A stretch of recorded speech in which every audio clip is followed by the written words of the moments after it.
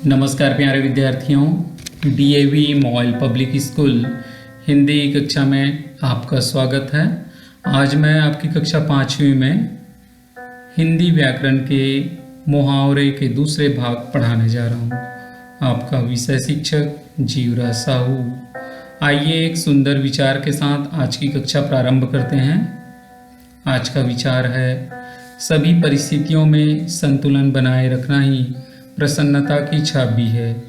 हमारे जीवन में कभी उतार चढ़ाव, अच्छी बुरी या सुख दुख वाली बातें आए, सब में हमारा मन प्रसन्न हो, अच्छे से हम धैर्य बनाकर काम करें, तभी हम आगे बढ़ सकते हैं, सफलता प्राप्त कर सकते हैं।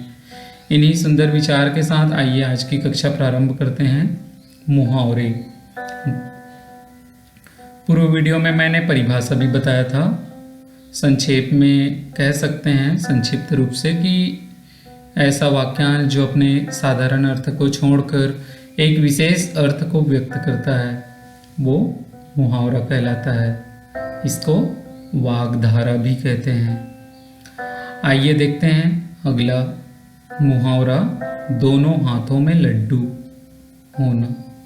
दोनों हाथों में लड्डू होना अर्थात दोनों तरफ से लाभ होना या दोनों ओर से लाभ होना।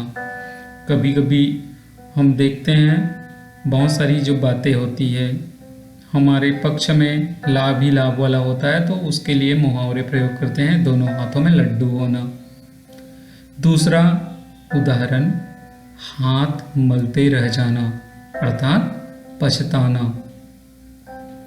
कोई भी अवसर बीत जाने के बाद हम हाथ मलते रह जाते हैं, पछताते रहते हैं।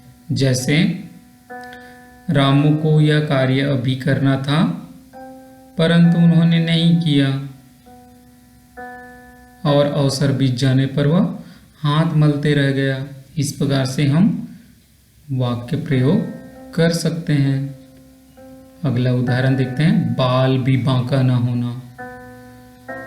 बाल भी बांका ना होना का अर्थ है कुछ भी हानि ना पहुंचना। कहते हैं ना, कोई मेरा बाल बांका नहीं कर सकता। वाक्य में कैसे प्रयोग करें इनको? जिसके ऊपर भगवान की कृपा होती है उसका कोई बाल भी बांका नहीं कर सकता। इस प्रकार से कुछ भी हानि नहीं पहुंचाना के लिए बाल भी बांका ना होना, ये मुहावरे प्रयुक्त करते हैं। आगे, सबका पसंदीदा आँखों का तारा होना। आप लोग अपने मम्मी पापा के आँखों के तारे हैं ना, तो आँखों का तारा होना मुहावरा, इनका अर्थ है बहुत प्यारा होना। वाक्य, आज्ञाकारी बच्चा माँ बाप की आँखों का तारा होता है। जो बच्चे आज्ञाकारी होते हैं वो अपने माँ बाप के आँखों के तारे होते हैं। तो बहुत प्यारा होना के लिए आँखों का तारा होना मुहावरा प्रयोग करते हैं। आगे देखते हैं, घुटने टेक देना, हार मान लेना। भारत के स्वतंत्रता आंदोलन से परेशान होकर ब्रिटिश सरकार ने भारतीयों के आगे घुटने टेक दिए अर्थात अपनी हार मान ली। तो ये घुटना टेकना, हार मान लेना, इस मुहावरे का अर्थ है। आगे देखिए, अपने मुंह मियाँ मिट्ठू बनना अर्थात अपनी बड़ाई आप ही करना, स्वयं की बड़ाई स्वयं से करना। वाक्य कैसे प्रयोग करें? अपने मुंह मियाँ मिट्ठू बनने वाले लोगों को समाज में इज्जत नहीं मिलती, अर्थात जो अपनी बड़ाई स्वयं करते रहता है उनको समाज में सम्मान नहीं मिलती है। ऐसा आप भी दूसरा मुहावरा बना सकते हैं, दूसरा वाक्य प्रयोग कर सकते हैं इन मुहावरों से। अब देखिए, दिख रहा है चित्र में आपको एक आदमी तो पुस्तक कापियों के ऊपर ही अपना सिर टिका के आराम करने जैसा प्रतीत हो रहा है, लगता है थक गया है। नीचे वाला जो व्यक्ति है वो तो थका ही दिख रहा है। अंग अंग ढीला होना अर्थात बहुत थक जाना। रामू आज इतना सारा कार्य किया कि उसका अंग अंग ढीला हो गया, उसका अंग अंग ढीला होने लगा। ऐसे हम मुहावरे को वाक्य में प्रयोग कर सकते हैं। इस प्रकार से और अनेक मुहावरे हैं जिनका हम वाक्य में प्रयोग कर सकते हैं। अब देखिए, लाल पीला होना, चित्र में दिख रहा है ना, लाल पीला होना। लाल पीला होना मतलब बहुत गुस्सा होना। राहुल क्रोध के कारण लाल पीला हो रहा है। श्यामू क्रोध के कारण लाल पीला हो रहा है। ऐसे हम बहुत सारे वाक्य प्रयोग कर सकते हैं। तो लाल पीला होना का अर्थ है बहुत गुस्सा होना।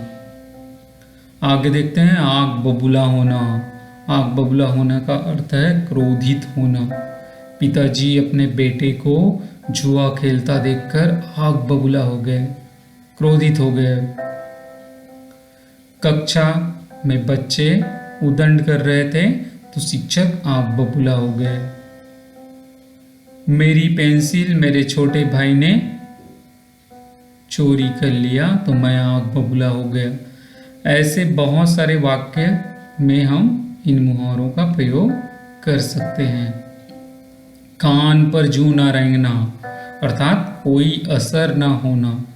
माँ सुबह से जयंत से पढ़ाई करने को कह रही है पर उसके तो कान पर जूं ही नहीं रेंगती। तो इस प्रकार से उन पर कोई असर नहीं होता, इसके लिए कान पर जूं न रेंगना मुहावरे प्रयोग करते हैं। बच्चों, आपको बहुत अच्छे से समझ आया होगा मुहावरे दोनों भाग में, दोनों वीडियो में। अब आपको कोई 5 मुहावरा अर्थ लिखकर चित्रित करना है अपनी अभ्यास पुस्तिका में। जैसे देखिए, घर की मुर्गी दाल बराबर, तो घर बना के चित्र बना सकते हैं मुर्गी और दाल। ऐसे हम छोटे छोटे चित्रों के माध्यम से मुहावरे को चित्र के रूप में दिखा सकते हैं। कला आपको चित्र बनाना अच्छा लगता है। इसकी टोपी उसका सर, जैसे टोपी का चित्र बनाएं, सिर बना लिए। नाको चने चबाना, नाक बनाएं, चने बनाएं। और चबाने वाली स्थिति, ऊँट के मुंह में जीरा तो ऊँट बनाएं और मुंह बना के यहाँ पे जीरे। इस प्रकार से आप अपने अभ्यास पुस्तिका में अनेक मुहावरे हैं उनको प्रयुक्त कर उनका अर्थ लिखकर वाक्य में प्रयोग करेंगे और छोटे छोटे चित्र भी बनाएंगे। आशा करता हूँ कि बहुत अच्छे से आपको समझ आया होगा। आज के लिए बस इतना ही। बहुत बहुत धन्यवाद। अगले वीडियो में अगले विषय के साथ पुनः मिलते हैं। तब तक के लिए आप घर में रहिए, सुरक्षित रहिए।